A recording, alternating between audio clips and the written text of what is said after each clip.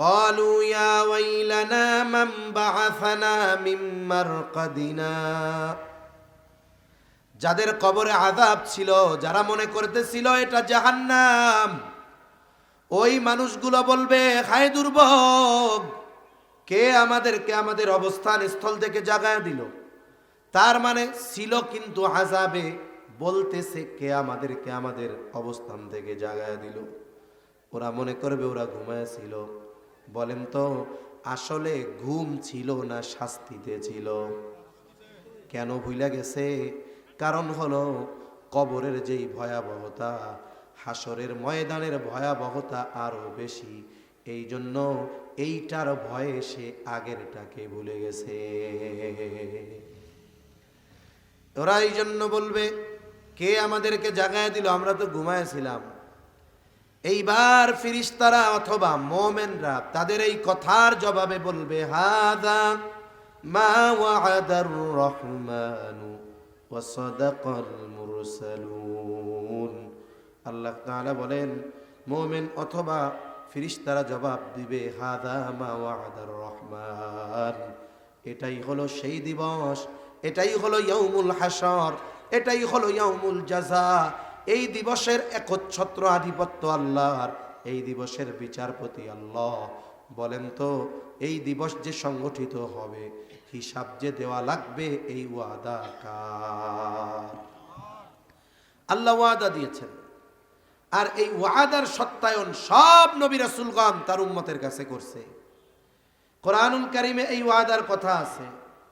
আমাদের মসজিদের ইমাম সাহেব, খতিব সাহেবরা আমাদেরকে এই ওয়াদার কথা স্মরণ করায় দেয় যে ভাই, যা করেন না কেন, মরতে কিন্তু হবে একদিন। আমলনামা কিন্তু আল্লাহ দিবে একদিন। দুনিয়ার কর্মের হিসাব একদিন দিতে হবে। ওই দিন শুধু হিসাব হবে না, ওই দিন তো আল্লাহ প্রতিদানও দিবে, ঠিক কিনা বলেন? এটা সেই প্রতিদান দিবস। আল্লাহ আমাদেরকে এই দিবসের কথা স্মরণ করায় দিচ্ছেন। এটা হলো দ্বিতীয় কথা।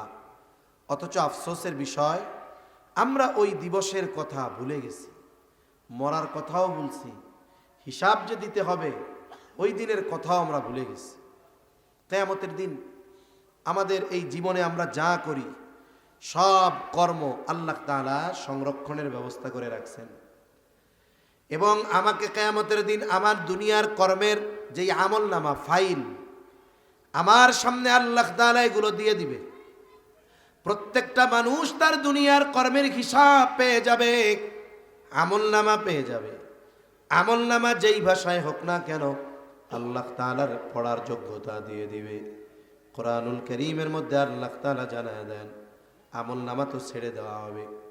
একবারে যার আমলনামা তার কাছে যাবে, আমারটা আপনার কাছে, আপনারটা আমার কাছে, রং নম্বরে যাবে না। প্রত্যেকের আমলনামা প্রত্যেকের কাছে পৌঁছায়া যাবে। তবে আমলনামা পাবার পদ্ধতি দুইটা। একদল ডান হাতে আমলনামা পাবে, আর একদল বাম হাতে আমলনামা পাবে। সবাই ইচ্ছা করলেই ডান হাতে আমলনামা নিতে পারবে না। আল্লাহ তাআলা কর্ম অনুযায়ী কে কোন হাতে আমলনামা পাবে এটার ফয়সালা আল্লাহ তাআলা করবে।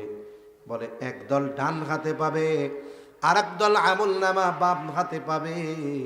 যে বাম হাতে পাবে তার হাতটা বুক চিরে পেছন দিকে নেওয়া হবে, আর পেছন দিকে হাতে তাকে আমলনামা দেওয়া হবে। ওই দিন সফল তো তারা, প্রতিদান দিবসে সফল তো তারা যারা ডান হাতে আমলনামা পাবে। আমলনামা দেওয়া হবে, আল্লাহ তাআলা বলবেন, ইকরা কিতাবাকা কাফা বিনাফসিকাল ইয়াউমা আলাইকা হাসিবা। আল্লাহ তাআলা বলেন, তুমি পড়ো তোমার কিতাব, পড়ো তোমার আমলনামা। তোমার নিজের হিসাবের জন্য তুমি নিজেই যথেষ্ট। এইবার আমলনামা যারা পড়বে বলবে, মালি হাযাল কিতাব লা ইউগাদিরু সগীরাতাও ওয়ালা কাবীরাতান ইল্লা আহসাহা। যেই ভাষায় হোক পড়ার যোগ্যতা আল্লাহ দান করবে। একটা বিষয় বাংলাদেশে ঘটতেছে, এই জন্য সতর্ক করা দরকার। বিষয়টা কি?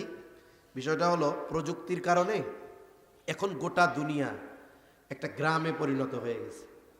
পৃথিবীতে যত ভাষা আছে গুগলের মধ্যে ওই ভয়েস ট্রান্সলেট সহ এগুলোর অনুবাদ অটোমেটিক করা যায়। আপনি চাচ্ছেন যে আপনি একজন চাইনিজের সাথে কথা বলবেন, কিন্তু তার ভাষাও আমি বুঝি না, আমার ভাষাও সে বোঝে না, মোবাইলের মধ্যে আছে।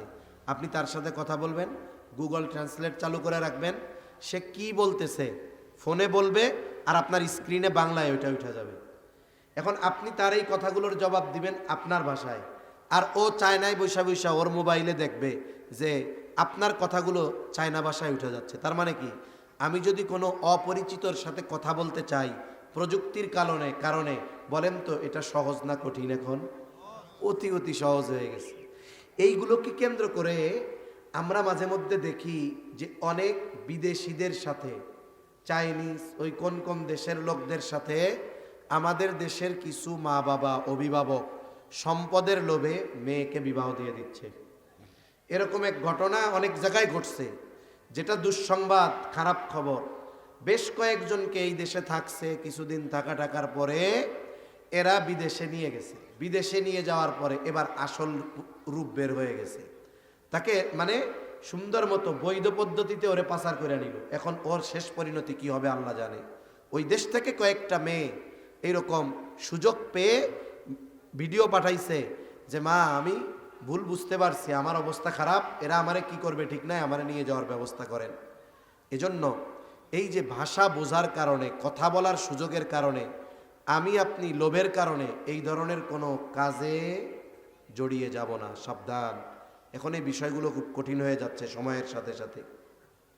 আমলনামা পড়তে পারবে, ওইটা কি বলবে, মালি হাযাল কিতাব লা ইউগাদিরু সগীরাতান ওয়ালা কাবীরাতান ইল্লা আহসাহা।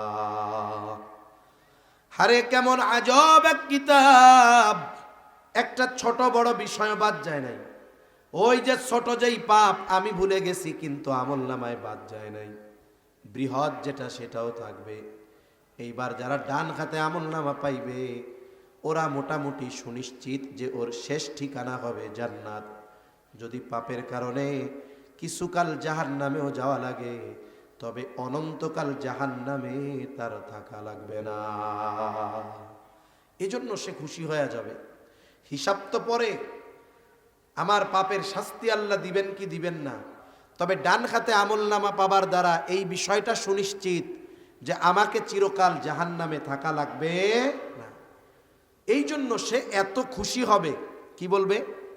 আল্লাহ তাআলা বলেন, ফাআম্মা মান উতিয়া কিতাবাহু বিয়ামিনি ফায়াকুলু হা উমকরাউ কিতাবিয়া।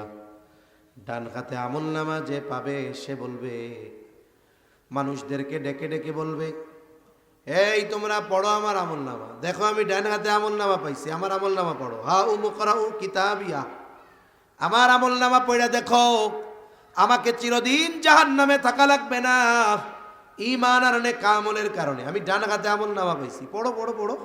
খুশির ঠেলায় মানুষরে পড়তে বলবে।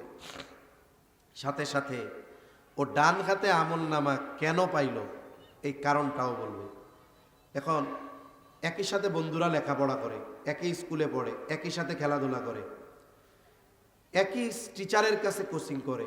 এখন একজন এ প্লাস পাইছে, আর একজন এ মাইনাস পাইছে। এ মাইনাসওয়ালা জিজ্ঞাসা করে, কি কিরে দোস্ত, আমরা তো একসাথে পড়ি, একসাথে খেলাধুলা করি, একই স্যারের কাছে প্রাইভেট পড়ি, একইগুলা পড়লাম, তাহলে আমি এ মাইনাস পাইলাম, তুই এ প্লাস পাইলি কেমনে? কয়, শোনো ভাই, তোমরা তো পড়ো, আমি তোমাদের সাথে রাত 10টায় ব্যাডমিন্টন খেলা গিয়া রাত 12টা পর্যন্ত এক্সট্রা লেখাপড়া করি। তার মানে কি, আমি এই যে এক্সট্রা মেহনত করছি এই জন্য আমি গোল্ডেন এ প্লাস পাইছি, ঠিক কিনা বলেন? ও ডান হাতে আমলনামা পাবার কারণটা বলে দিবে। কি বলবে? ইন্নী যানানতু আন্নী মুলাকিন হিসাবিয়া।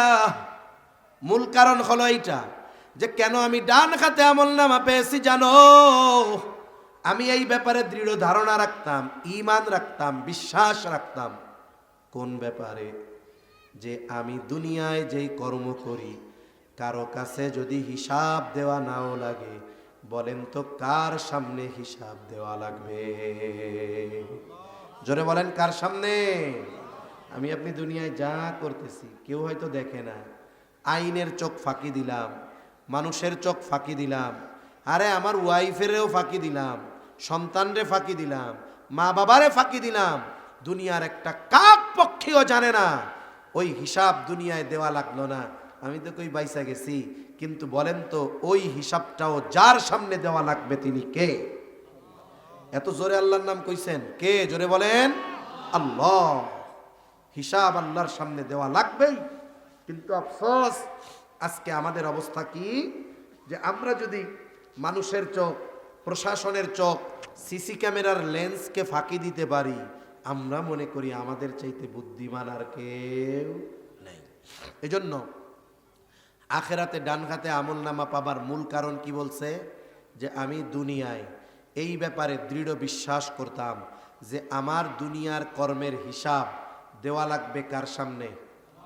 আরো জোরে বলেন কার সামনে? এই কথাটা আমরা মুখ দিয়ে সবাই বলবো, কিন্তু যদি বাস্তবে দৃঢ় ঈমান আমাদের থাকে এই কথার উপরে, যে হ্যাঁ আমি আমার প্রত্যেকটা কাজের ব্যাপারে চিন্তা করি যে আমাকে আমার এই কাজের হিসাব আল্লাহর সামনে দেওয়া লাগবে, তাহলে আল্লাহর কসম আমাদের দুনিয়ার জীবন সুন্দর হয়ে যাবে। ঠিক কিনা বলেন? দেখবেন আর গোনা নাই, দেখবেন আর গালাগালি নাই, দেখবেন আর মারামারি নাই, দেখবেন আর সুদ ঘুষ নাই, দেখবেন আর অন্যর জমিন দখল নাই, দেখবেন আর ওলামা একরামের সাথে খারাপ ব্যবহার নাই, দেখবেন আর বেনামাজি নাই। এক কথায় একটা মাত্র চিন্তা মানুষের জীবন পরিবর্তন করে দিতে পারে, আখেরাতে ডান হাতে আমল নামা পাবার কারণ হতে পারে। ঠিক কিনা বলেন? কিন্তু আফসোস এই জিনিসটাই শয়তান আমাদের মনে রাখতে দিতে চায় না। এজন্য শয়তান মরার কথাও ভুলায় রাখে।